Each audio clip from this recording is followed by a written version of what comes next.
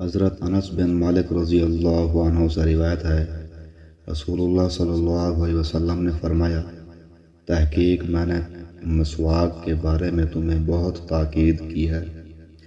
سنن نسائی حدیث نمبر 6۔ حضرت ابو ہریرہ رضی اللہ عنہ سے روایت ہے، رسول اللہ صلی اللہ علیہ وسلم نے فرمایا، اگر یہ بات نہ ہوتی کہ میں اپنی امت پر مشقت ڈال دوں گا تو میں انہیں ہر نماز کے وقت مسواک کرنے کا حکم دیتا۔ سنن نسائی حدیث نمبر 7۔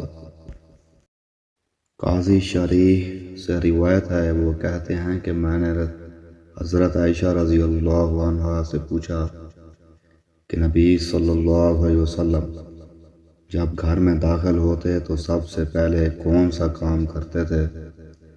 انہوں نے فرمایا، مسواک کرتے۔ سنن نسائی حدیث نمبر 8۔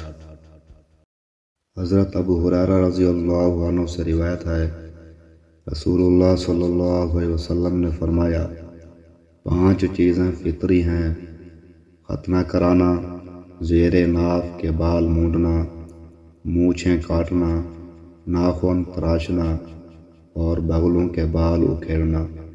سنن نسائی حدیث نمبر 9۔